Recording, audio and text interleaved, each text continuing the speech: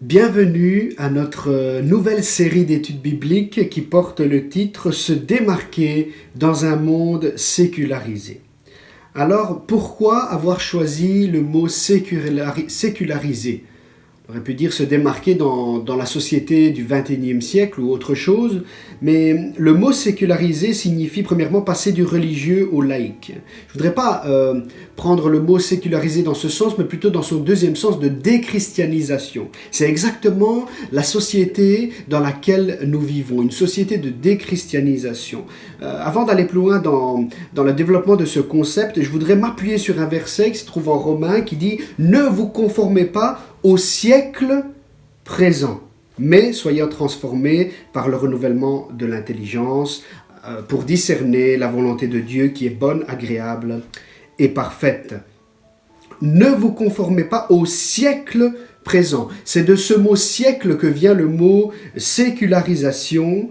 Et donc, comme je le disais, ce mot contient le sens de déchristianisation. C'est l'époque dans laquelle on vit. Et pour preuve, on ne désire pas seulement séparer le religieux du profane, mais on désire vraiment et réellement retirer Dieu de toutes les couches de la société. On désire le supprimer, l'oublier, nier son existence, son pouvoir, son rôle et surtout sa volonté. En d'autres mots, on ne veut rien avoir à faire avec lui, on veut se dissocier complètement, on ne veut plus entendre parler de Dieu. Si nous réfléchissons un peu à cela, nous pouvons entrevoir le danger que la déchristianisation renferme, la sécularisation renferme. Une société sans Dieu, c'est logiquement une société sans la parole de Dieu, et c'est donc une société sans l'instrument de mesure qui mesure les normes, qui décide la norme, ce qui est juste, ce qui ne l'est pas.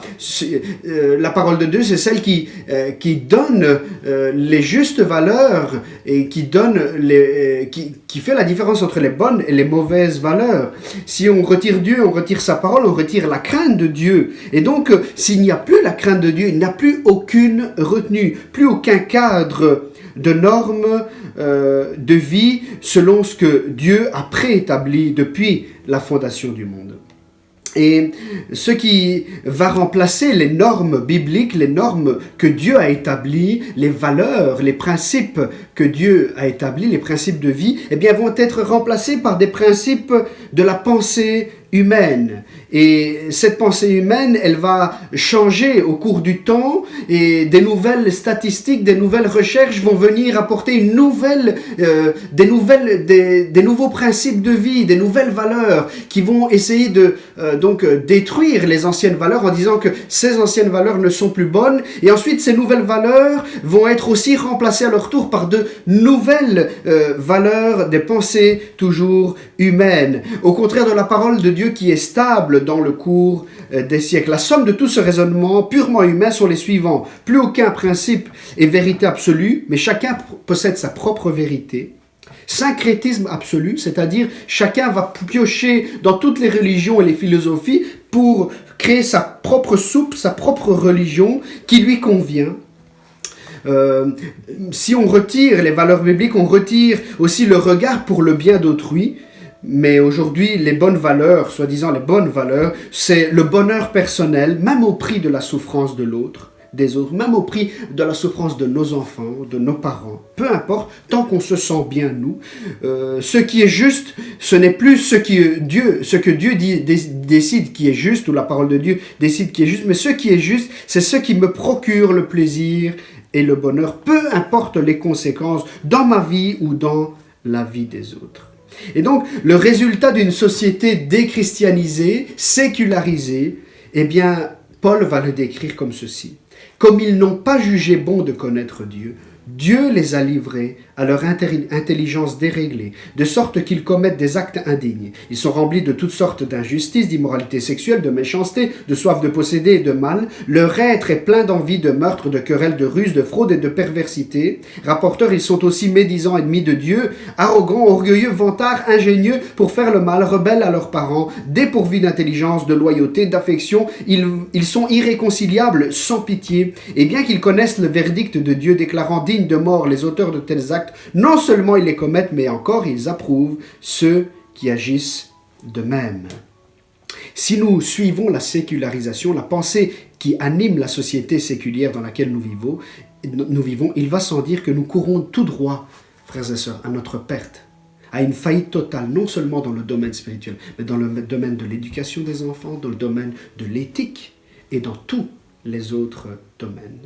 Notre texte biblique nous encourage à ne pas nous conformer à la pensée, à la philosophie du monde actuel, à ne pas nous conformer à la sécularisation, mais à être différents. À travers cette série de mini-études bibliques, nous allons répondre à plusieurs questions. En quoi nous devons nous distinguer dans cette société sécularisée en tant que chrétiens?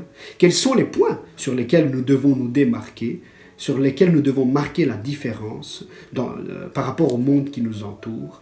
Vous savez, aujourd'hui, par exemple dans le monde du spectacle, on enseigne aux acteurs, aux chanteurs de trouver des signes particuliers qui vont les démarquer des autres pour pouvoir avoir du succès.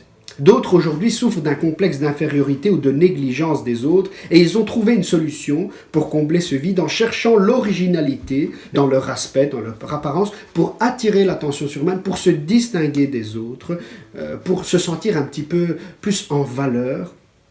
Mais en réalité, c'est plutôt une souffrance qui est à l'intérieur de ça. Certains peuvent s'habiller avec une chemise rouge pour essayer de se démarquer, de se distinguer. D'autres peuvent peut-être faire une colo d'une couleur extravagante pour essayer de se démarquer. Mais en tout cas, il y a une souffrance derrière ce désir de vouloir se démarquer soi-même. Mais il y a plusieurs raisons et motivations pour lesquelles nous pourrions sortir du lot, nous distinguer, nous démarquer. Frères et sœurs, dans la parole de Dieu, nous découvrons des personnages qui se sont distingués des autres. Nous découvrirons ensemble les mobiles, les intentions qui les ont poussés à faire certains choix, à adopter certains comportements, qui les ont distingués des autres. Nous découvrirons en outre ce que cela a produit dans leur vie, dans la vie de leur entourage. À travers ces épisodes bibliques et ces personnages bibliques qui vont se démarquer des autres, nous pourrons tirer des leçons pour nous, chrétiens, croyants du XXIe siècle. Mais tout cela, nous allons le découvrir après ce chant que nous chanterons ensemble. Amen.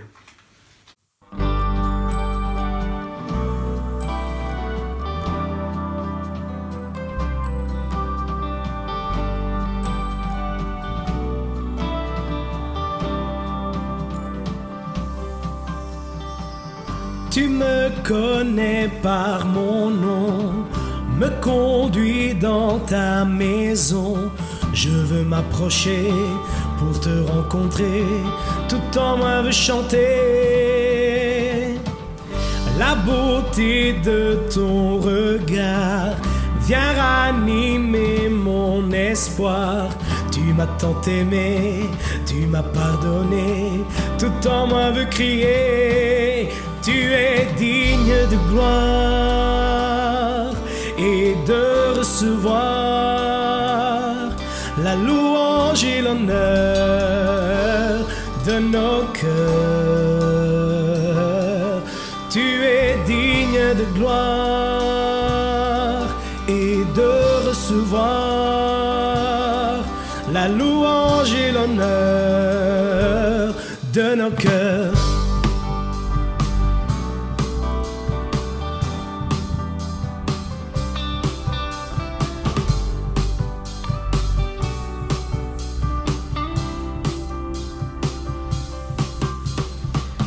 Tu me connais par mon nom, me conduis dans ta maison.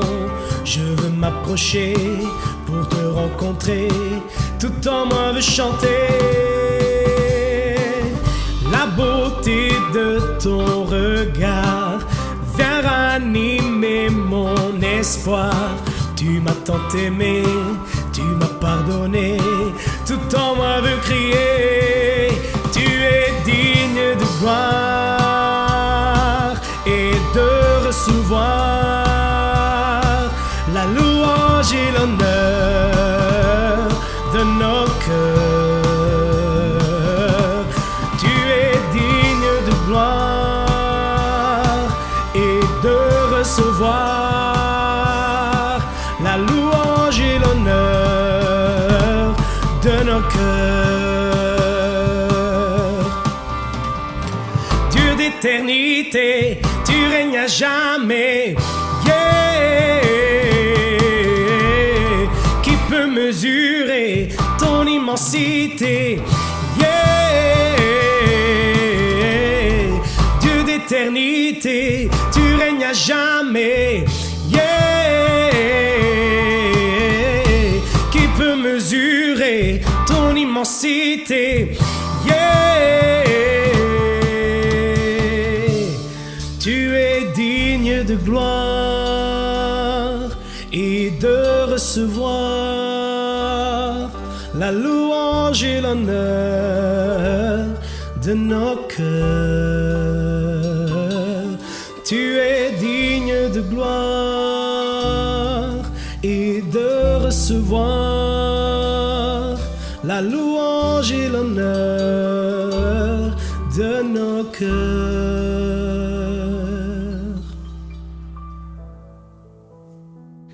Alléluia. Se démarquer des autres. Se démarquer dans une société sécularisée.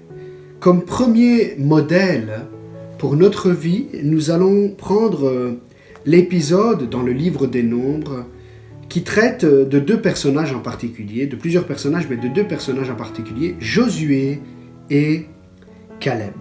Je voudrais lire avec vous, donc la méditation, l'étude va se porter sur le chapitre 13 et 14, mais je voudrais lire simplement les 20 premiers versets de Nombres, chapitre 13, pour un petit peu comprendre et nous rappeler, nous souvenir de l'histoire dont il est question ici. Donc la parole de Dieu dit « L'Éternel dit à Moïse, envoie des hommes explorer le pays de Canaan que je donne aux Israélites. Tu enverras un homme issu de chaque tribu, de leurs ancêtres, ils seront choisis parmi leurs princes. » Moïse envoya ces hommes du désert de Paran, d'après l'ordre de l'Éternel. Ils étaient tous chefs des Israélites. Voici leurs noms: pour la tribu de Ruben, Shamua, fils de Zakur; pour la tribu de Siméon, Shaphat, fils de Hori; pour la tribu de Juda, Caleb, fils de Jéphuné; pour la tribu d'Issachar, Jigual, fils de Joseph; pour la tribu d'Éphraïm, Osée, fils de Nun; pour la tribu de Benjamin, Palti, fils de Raphu; pour la tribu de Zabulon, Gadiel, fils de Sodi; pour la tribu de Joseph, de la tribu de Manassé, Gadi, fils de Suzi; pour la tribu de Dan, Amiel, fils de Guémali; pour la tribu d'Azer, Sétur, fils de Michaël; pour la tribu de Nephtali, Nashbi, fils de Voshi; pour la tribu de Gad, Gehuel, fils de Maki. Tels sont les noms des hommes que Moïse envoya pour explorer le pays. Moïse donna à Osée, fils de Nun, le nom de Josué. Moïse les envoya explorer le pays de Canaan. Il leur dit: montez ici par le sud, montez sur la montagne et examinez le pays. Vous examinerez comment il est, quel est le peuple qu'il habite, s'il est fort ou faible, s'il est nombreux ou non. Vous examinerez quel genre de pays il habite, s'il est bon ou mauvais, quel genre de ville il habite, si elles sont ouvertes ou fortifiées. Vous examinerez aussi comment est le terrain, s'il est fertile ou pauvre, s'il y a des arbres ou non. Armez-vous de courage et prenez des fruits du pays. C'était l'époque des premiers raisins. Donc le peuple d'Israël a été libéré de l'esclavage du Pharaon. Il est sorti la tête haute du pays d'Égypte. Et ensuite, ils ont commencé ce cheminement, ce chemin, ce parcours dans le désert pour arriver aux frontières de la terre promise, Canaan. C'est alors qu'arrivé à cet endroit, eh bien, Moïse va envoyer 12 explorateurs, chacun représentant une tribu d'Israël. Donc chaque tribu a nommé un prince, un chef, un représentant qui allait être leur explorateur. Et donc Moïse a envoyé ces 12 explorateurs dans le pays pour explorer le pays comme nous l'avons lu. Il devait faire un rapport, peut-être même dessiner une carte géographique et voilà, donner tous les détails par rapport au pays promis, Canaan. Nous voyons dans cet épisode que dans la suite de l'épisode qu'en revenant, donc ils vont rapporter des objets, des fruits, des choses qui vont témoigner de la fertilité du pays et de la bénédiction matérielle qu'offre ce territoire. Mais ils vont aussi parler des obstacles qui se trouvent là, donc des villes fortifiées, des géants. Et ceci va décourager la majorité du peuple, dont 10 princes sur les 12 qui sont allés explorer le pays. C'est eux qui vont influencer le peuple à perdre courage et à refuser d'entrer dans la bénédiction de Dieu, dans l'héritage promis. Mais 2 hommes, 2 explorateurs, 2 princes de 2 tribus se sont démarqués par rapport aux autres. Et donc ce sont Josué et Caleb. Nous verrons dans la suite que Dieu va punir Israël pour cette incrédulité, pour ce découragement, pour ce refus d'accepter la volonté de Dieu et d'entrer en possession du pays promis. C'est la raison pour laquelle ils vont devoir rester 40 années dans le désert. Et cette punition de 40 ans correspond aux 40 jours que les explorateurs avaient employés pour explorer le pays. La première caractéristique que ce texte nous donne et par laquelle nous devrions, nous, en tant que croyants chrétiens du XXIe siècle, nous distinguer, nous démarquer des autres, c'est un autre nom. Nous trouvons dans le verset 16 que Moïse a changé le nom de Osée, le prince de la tribu d'Éphraïm, en Josué. Alors, cela ne signifie pas que nous devons absolument changer de nom lorsque nous devenons chrétiens croyants. Non, on peut faire référence à certains cercles religieux où, quand vous y entrez, vous devez changer de nom et prendre un nom illustre de ce cercle religieux ou même un nom biblique parfois. Et donc les adeptes doivent changer vraiment littéralement de nom et prendre un nom important dans le cercle religieux. Le changement de nom ne signifie pas que nous devons changer de nom. Dieu ne demande pas de changer de nom. Mais ce changement de nom a une signification, une portée symbolique et spirituelle très importante pour nous. En effet, le changement de nom représente un changement de cœur. Le changement de nom représente un changement de famille. Et le changement de nom dans notre texte est particulièrement significatif de Osée en Josué. Donc tout d'abord, le changement de nom représente un changement de cœur. Le changement de nom représente un changement de cœur, une transformation intérieure. En d'autres termes, la nouvelle naissance. Jésus dira à Nicodème, il faut que tu naisses de nouveau. Et vous savez, dans la Bible, plusieurs personnages ont changé de nom. Abraham en Abraham, Jacob en Israël, d'autres encore, même dans le Nouveau Testament, Saul en Paul, Simon en Pierre, Céphas. Et donc, le changement de nom indique un changement de vie, de mentalité, d'attitude, de direction. Ce que la Bible appelle aussi non seulement la nouvelle naissance, mais aussi la repentance. Ok. Donc, c'est important, frères et sœurs, pour nous démarquer aujourd'hui. Ce que Dieu attend de nous, dans ce changement de nom, c'est un changement de cœur, une repentance, une nouvelle naissance. Ce changement de nom signifie aussi un changement de famille. Le changement de nom représente le changement de famille. L'adoption, c'est le moment où nous sommes adoptés et Dieu devient notre Père. C'est le moment où nous changeons de famille. Nous étions dans la famille des ténèbres et nous devenons enfants de lumière. Nous étions dans la famille du péché, nous devenons enfants du Dieu vivant. Paul va décrire très bien cette adoption, ce changement de famille par ces mots. Souvenez-vous qu'à ce moment-là, vous étiez sans Messie, exclus du droit de cité en Israël, étrangers aux alliances de la promesse, sans espérance, sans Dieu dans le monde. Mais maintenant, en Jésus-Christ, vous voyez le changement. Vous qui autrefois étiez loin, vous êtes devenus proches par le sang de Christ. Ainsi donc, vous n'êtes plus étrangers ni résidents temporaires, mais vous êtes au contraire concitoyens des saints, membres de la famille de Dieu. Osée en Josué, donc, ce changement de nom nous parle de changement de cœur, repentance, nouvelle naissance, par laquelle il faut absolument passer. Nous parle aussi de changement de famille. Nous avons été adoptés, nous faisons maintenant partie de la famille de Dieu. C'est pour ça que nous nous appelons entre nous frères et sœurs. Notre Dieu, le Dieu créateur, est devenu notre Père par le Seigneur Jésus-Christ. Et enfin, le changement de nom de Osée en Josué a une belle signification aussi par rapport au nom qui est cité ici. Osée, le premier nom donc de Josué, Osée, signifie sauver, salut. Et Moïse va changer son nom, Osée, en Josué, qui signifie l'Éternel sauve et l'Éternel est salut. Vous savez, Josué, c'est le nom hébreu qui a comme correspondance en grec Jésus. Frères et sœurs, Osée est un bon nom. Cet homme s'appelait Salut, sauvé. C'est merveilleux, il a une signification merveilleuse. Mais Moïse comprend qu'il manque quelque chose dans son nom. C'est bien d'être sauvé, mais qui sauve? Qui est ton sauveur? Qui est le sauveur?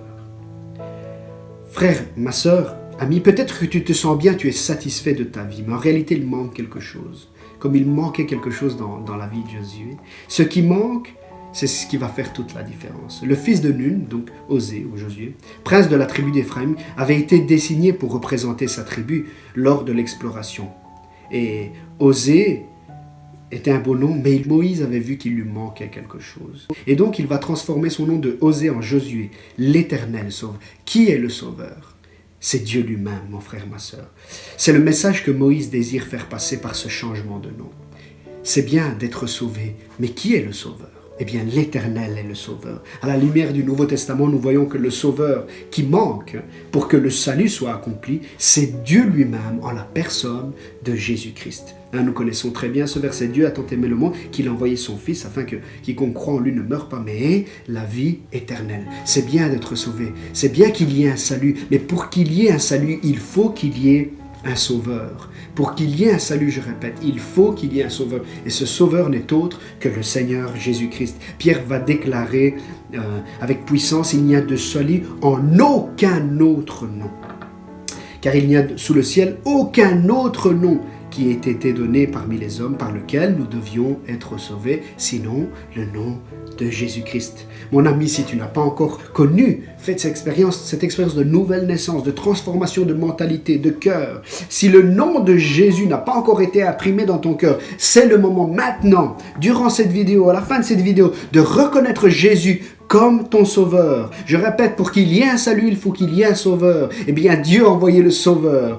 Dieu lui-même a envoyé son Fils, alléluia, pour sauver.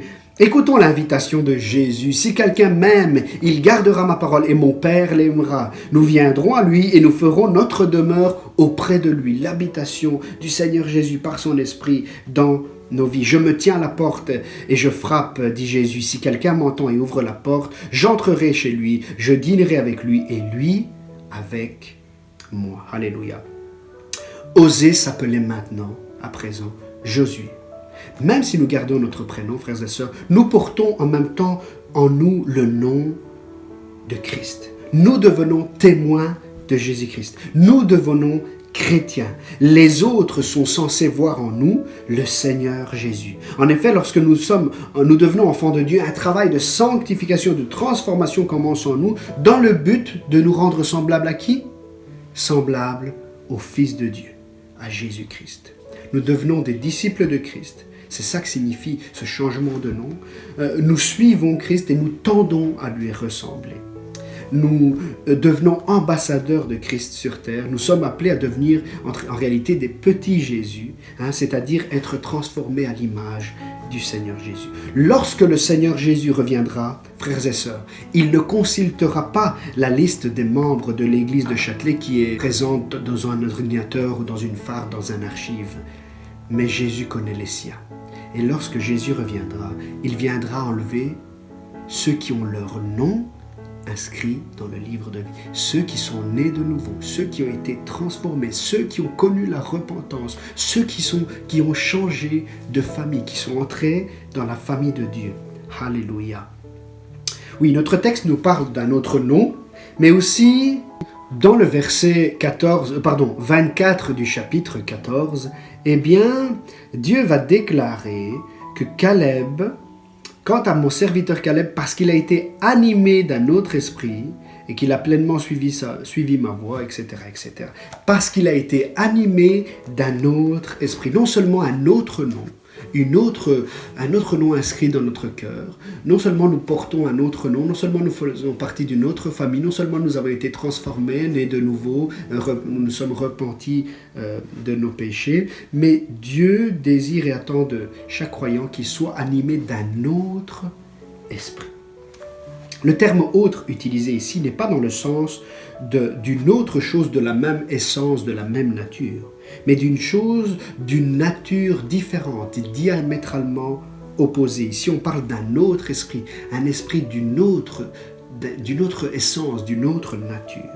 C'est cet esprit qui animait Josué et Caleb. Quel est cet esprit? C'est simplement l'esprit de Dieu. Et c'est en ligne avec ce que nous venons de dire. Si nous avons un nouveau nom, si nous sommes nés de nouveau, nous avons été transformés, eh bien, l'Esprit Saint est venu habiter en nous et nous sommes censés être animés par l'Esprit de Dieu, le même Esprit qui animait Josué et Caleb. Et il y a des preuves que cet Esprit est bien l'Esprit de Dieu. Premièrement, eh bien, nous voyons que Josué et Caleb ont été animés d'un courage, d'un autre courage, pas d'un courage humain, d'un courage surnaturel. En effet, lorsque le peuple avec les 10 princes se sont soulevés et se sont rebellés en disant « Nous ne pouvons pas entrer dans ce territoire, il est trop dangereux pour nous, ces géants nous sommes des sauterelles par rapport à ces géants. » Eh bien, lorsque le peuple s'est rebellé contre Moïse, Aaron, eh bien, Josué et Caleb, qu'est-ce qu'ils ont fait? Ils ont pris leur courage à 2 mains et ils ont manifesté leur désapprobation par rapport à ce que le peuple était en train de choisir. Frères et sœurs, nos choix sont conditionnés souvent par le qu'en dira-t-on. La pression de notre entourage, du monde, de la société, peut-être de notre classe pour les étudiants, de nos amis peut-être, de nos familles, de nos parents, de notre famille qui ne croient pas en Jésus ou même de nos collègues. Cette pression qui nous entoure est si forte que parfois nous hésitons à affirmer et mettre en avant les valeurs bibliques qui nous sont chères, que nous connaissons et que nous savons être justes. Être animé d'un autre esprit, c'est avoir le courage de ne pas suivre les mouvances du monde lorsqu'elles ne correspondent pas aux standards bibliques. Je répète, avoir l'Esprit Saint, être animé de l'Esprit de Dieu, c'est avoir le courage de ne pas suivre les mouvances de pensée du monde lorsqu'elles ne correspondent pas aux standards bibliques. Josué et Caleb n'ont pas eu peur, frères et sœurs, amis, du ridicule en prenant position contre 10 princes et la majorité du peuple d'Israël. Ils n'étaient pas d'accord et ils l'ont manifesté. Ils n'ont pas eu peur de manifester leur indignation. Ils n'ont pas hésité à afficher leur façon de penser. Imaginez un petit peu la pression qui était sur eux. 10 contre 2. Des milliers de personnes les regardaient et eux, ils étaient là, soit ils prenaient position avec ces 10 hommes, soit ils prenaient position avec Dieu, avec les serviteurs de Dieu. C'était pas évident. Frères et sœurs, est-ce que vous et moi serions assez courageux pour prendre position contre des milliers de personnes lorsqu'elles disent ou lorsqu'elles affirment quelque chose qui est contraire à la parole de Dieu? Chacun de nous devons répondre à cette question. L'esprit qui animait ces hommes était bien l'esprit de Dieu. On peut le reconnaître d'après la description que Paul nous donne en 2 Timothée. En effet, ce n'est pas un esprit de timidité que Dieu nous a donné, mais un esprit de force, d'amour et de sagesse. N'aie donc pas honte, Paul dira à Timothée, du témoignage à rendre à notre Seigneur, ni de moi, son prisonnier, mais souffre avec moi pour l'évangile en comptant sur la puissance de Dieu. Ce n'est pas un esprit de timidité que Dieu nous donne, mais un esprit de force, de sagesse et d'amour. N'aie pas honte du témoignage de l'évangile, dira Paul à Timothée. D'après cette définition, frères et sœurs, être animé d'un autre esprit, être animé de l'Esprit Saint signifie Ne pas avoir honte de témoigner de l'évangile. Oh, combien de fois nous avons hésité, nous nous sommes tus, nous avons eu peur, nous n'avons pas eu le courage, nous avons été trop timides. Ne pas avoir honte de l'évangile, mais aussi ne pas avoir honte des frères et des sœurs qui sont peut-être dans une situation différente de la nôtre. C'est pas évident. Timothée était appelé à ne pas avoir honte de l'apôtre Paul malgré qu'il était enchaîné. Tu connais cet homme-là qui a été arrêté à cause qu'il faisait de la propagande pour Jésus? Non, je ne le connais pas. Vous imaginez? C'était pas ça que Paul attendait de Timothée. C'était de dire oui, je le connais, je suis d'accord avec lui, je crois ce qu'il annonce. C'est pas évident, frères et sœurs. Que Dieu nous fasse grâce d'être animés du même esprit qui animait Josué et Caleb. Un esprit de force, pas un esprit de timidité, mais un esprit de force, de sagesse et d'amour. Alléluia. Non seulement cet esprit leur donnait un courage surnaturel, mais cet esprit leur donnait une autre perception des choses. C'est-à-dire une autre vision des choses. L'esprit qui les animait leur permettait de voir non pas comme les hommes charnels qui étaient les 10 princes, explorateurs, mais l'Esprit Saint qui vivait en eux, qui les inspirait, leur permettait de penser différemment, leur permettait d'avoir une autre opinion, une opinion différente. Pas juste pour sortir du lot et être originaux et se montrer, mais parce qu'ils voyaient ce que Dieu voyait. Ils avaient saisi la volonté de Dieu et aussi la puissance de Dieu. Si d'une part ils pouvaient discerner les réalités du terrain, ils n'ont pas dit c'est pas vrai, il n'y a pas de géant. Ils n'ont pas dit ça. Ils étaient conscients des défis, des épreuves qui les attendaient, des géants, des villes fortifiées. Ils en étaient conscients. Mais ils étaient aussi conscients de la puissance de Dieu. Ils vont déclarer par la foi, de ces géants, nous n'en ferons qu'une bouchée. Pas parce qu'ils sont forts, mais parce qu'ils savent qu'ils ont un Dieu tout-puissant avec eux. Nous devons faire la différence, frères et sœurs, en tant que croyants, pas en tordant, en déformant la réalité. La réalité parfois est dure. Les souffrances, les difficultés, les défis de la vie, les impossibilités humaines. Dieu ne nous demande pas de fermer les yeux à ça, d'avoir une psychologie positive qui nous fait croire que tout ira bien. C'est pas ça. Mais Dieu nous demande d'avoir une vision spirituelle, une perception spirituelle qui nous fait voir les problèmes comme ils sont, qui nous fait voir l'ennemi avec la puissance qu'il a, ne pas le sous-estimer, ne pas sous-estimer les problèmes, les défis, les épreuves que nous affrontons, que nous affronterons, mais de réaliser la puissance de Dieu et de pouvoir dire avec le psalmiste, avec Dieu, nous ferons des exploits. Donc, un changement de nom, un changement de cœur, donc ça signifie un changement de famille, un changement de mentalité, la repentance, le Seigneur Jésus qui vient habiter dans nos cœurs. Le nom du Seigneur Jésus est imprimé dans notre cœur, mais aussi animé d'un autre esprit, c'est ça qui va nous distinguer de ce monde sécularisé. Et enfin, ça c'est très important aussi au verset 30 du chapitre 14, une autre destinée. Dieu cite précisément Josué et Caleb, il les nomme. Dieu remarque ces deux hommes parce qu'ils se sont démarqués par l'esprit qui les animait. Frères et sœurs, que c'est beau d'être remarqués par Dieu. Verset 30, qui dit comme ceci. Vous n'entrerez pas dans le pays que j'avais juré de vous faire habiter. Aucun de vous n'y entrera, excepté Caleb, fils de Jephunnée, et Josué, fils de Nun. Ces deux hommes ont été remarqués par Dieu. Comme je le disais, que c'est beau d'être remarqués par Dieu. Souvent, nous sommes satisfaits lorsque nous sommes repérés, remarqués par les autres. Lorsque nous sortons du lot par nos talents, par un acte de bravoure ou quoi que ce soit, et nous sommes tout fiers. Mais nous devrions être fiers uniquement quand c'est Dieu qui nous remarque. Je pense à Job. Dieu dira à son propos, « As-tu remarqué mon serviteur Job ? Il n'y a personne comme lui sur la terre.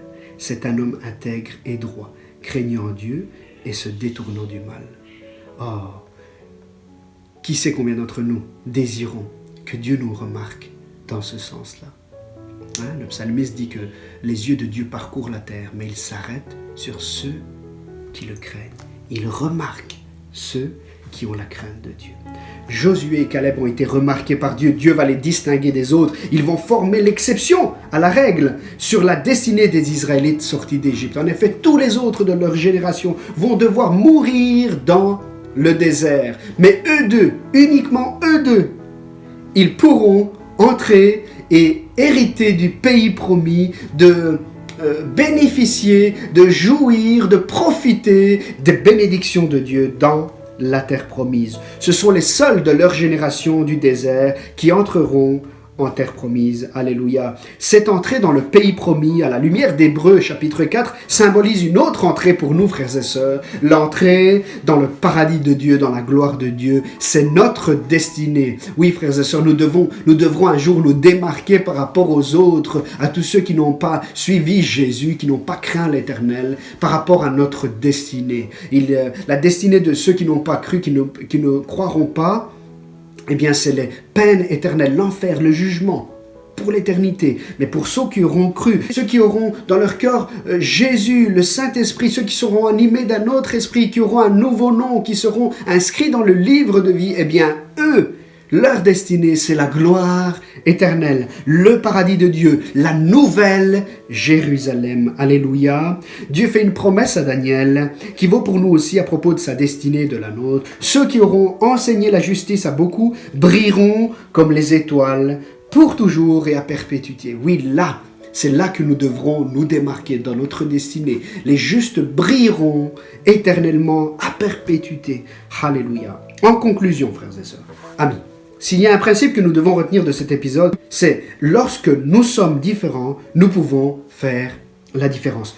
Prenons conscience que nous avons reçu un nouveau nom, de Osée en Josué. Nous avons le nom de Jésus, nous sommes des chrétiens qui suivent Christ. Prenons conscience que nous sommes nés de nouveau et faisons la différence en nous comportant à la hauteur du nom que nous portons, le nom de Jésus-Christ. Restons connectés au Seigneur afin que l'Esprit de Dieu qui habite en nous puisse nous animer.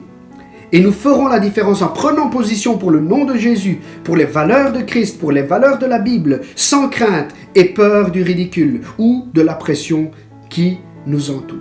Oui, animés d'un autre esprit, un nouveau nom, mais aussi restons en éveil en attendant d'entrer pleinement dans notre destinée éternelle, la gloire de Jésus-Christ, là où nous recevrons la couronne de la vie éternelle. Que Dieu nous bénisse. Amen.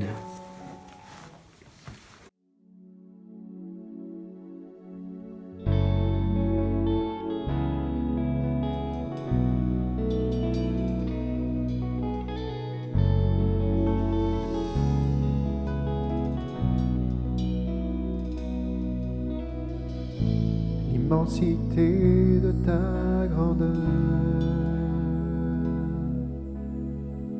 me montre que je ne suis rien. Mais quand tu façonnais la terre, j'étais déjà près de ton cœur. Tu m'aimais avant que je sois, et pour moi tu as tout donné. Toi seul pouvais me libérer. C'est pourquoi je veux t'adorer. Toi seul est digne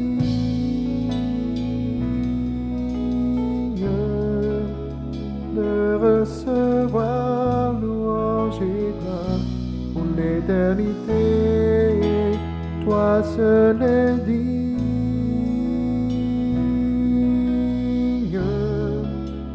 de recevoir louange et gloire pour l'éternité.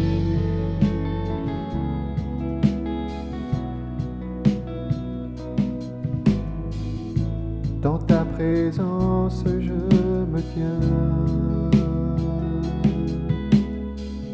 car tu as ce dont j'ai besoin. La joie, la vie et le bonheur sont dans tes pas, oui mon sauveur. Toi seul est digne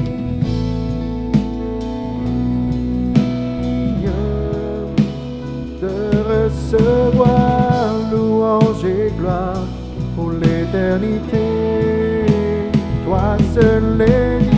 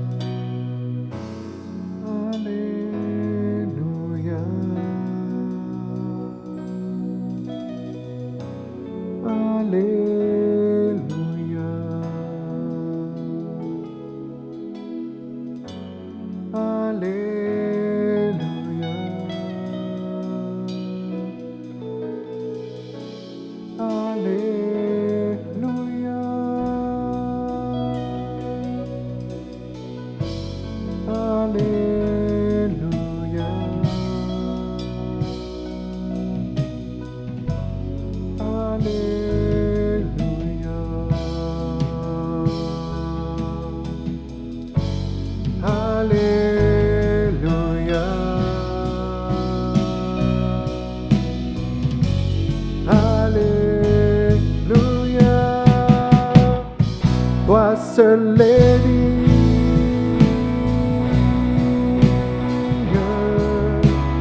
de recevoir louange et gloire pour l'éternité. Toi seul est digne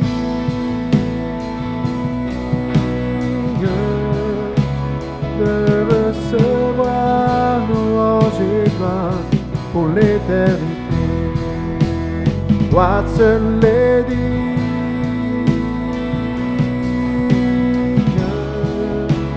de recevoir louange et gloire pour l'éternité.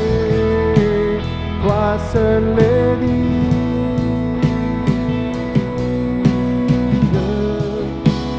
de recevoir louange et gloire pour l'éternité.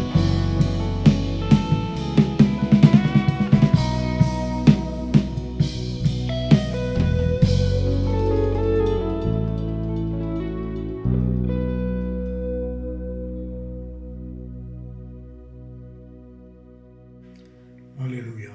Seigneur, merci, car tu es notre Dieu, notre Sauveur. Merci pour ta parole, Seigneur, car elle nous anime, Seigneur, d'un cœur joyeux, Seigneur, d'un cœur d'espérance en toi. Oui, Seigneur, nous voulons être animés par ton Esprit Saint, comme tu as fait pour tes serviteurs Josué et Caleb. Nous te demandons, Seigneur, qu'en ces moments difficiles que nous rencontrons dans ce monde, nous te demandons de nous guider par ton esprit, l'esprit de vérité, qui nous donne la grâce de pouvoir croire qu'encore aujourd'hui, tu es celui qui œuvre dans les cœurs de tous ceux qui se confient en toi. Tu es le Dieu Tout-Puissant, le Dieu qui œuvre encore aujourd'hui des miracles, le Dieu qui œuvre dans les cœurs pour le salut des âmes.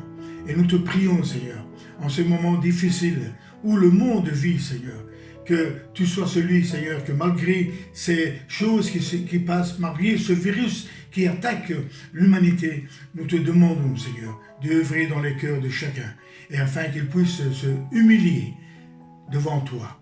Tu es le Créateur, tu es le Seigneur, le Sauveur, et nous te remercions, car aujourd'hui encore, Seigneur, tu es celui, Seigneur, qui nous accompagne. Tu nous donnes la force, l'espoir de pouvoir, Seigneur, croire en toi et de pouvoir être fidèle à toi. Nous te demandons de bénir, Seigneur, toutes les personnes qui se dévouent encore pour aider son prochain, comme les docteurs, les infirmiers, les infirmières. Oui, Seigneur, toutes les personnes qui se donnent, Seigneur, pour le bien des autres. Et nous te demandons de les garder et de les animer d'un esprit, Seigneur, oui, d'aide, d'un esprit, Seigneur, qui les apporte à pouvoir s'unir ensemble, afin que ton nom soit glorifié, afin que les personnes à lesquelles ils aident puissent être soulagées, guéries dans le nom de Jésus-Christ. Père, merci pour ton Église, tes serviteurs, que tu donnes la grâce de pouvoir, malgré les temps que nous rencontrons, de pouvoir, Seigneur, prêcher ta parole et d'annoncer l'Évangile, que Jésus-Christ, encore aujourd'hui, est celui qui sauve et celui qui donne la vie. Père, c'est dans le nom de Jésus que nous te demandons toutes choses encore, Seigneur, et que tu aides ton Église à aller de l'avant, Seigneur, et de combattre le bon combat de la foi. Ne pas se décourager, Seigneur, mais de pouvoir, en tout temps, espérer en toi. Merci, Seigneur. Merci pour ce moment que tu nous accordes, car ce sont des moments de bénédiction, car ton œil, Seigneur, ton regard est sur chacun de nous. Et nous te demandons aussi, Seigneur, que tu puisses nous donner la grâce d'élever notre regard vers toi, toi qui es le Dieu Tout-Puissant, le Seigneur de la gloire. Merci. Reste avec nous. Reste avec tes serviteurs. Reste avec tous ceux, Seigneur, qui se confient en toi, qui sont malades et qui espèrent en toi, Seigneur, d'avoir la guérison. Car tu peux le faire. Car tu es le Dieu Tout-Puissant. Merci. Merci à toi la gloire et l'honneur et la puissance, Seigneur. Et fais que ta parole puisse demeurer dans nos cœurs, en tout temps, en toutes circonstances. Tout cela, nous te le demandons, Père. Non parce que nous avons besoin de toi. Nous te le demandons car nous savons que tu es celui qui peut toutes choses. Nous te prions encore, Seigneur, pour les autorités, pour les gouvernements, que tu donnes sagesse et guide guidés par ton esprit, Seigneur, afin que toute décision qui soit prise, Seigneur, soit prise avec sagesse, Seigneur, et qu'ils puissent donner, Seigneur, leur temps à pouvoir se consacrer pour la tâche que tu les as appelés. Merci, merci car nous avons confiance en toi et nous savons que même ces jours qui sont difficiles, tu nous aideras à les remonter, Seigneur, à les surmonter et à nous donner, Seigneur, la grâce de pouvoir t'élever, te glorifier. Et tout cela, Père, nous te le demandons par grâce, dans le nom de Jésus-Christ, ton Fils, qui est notre Sauveur. À lui seul la gloire et l'honneur, qui est béni éternellement. Amen.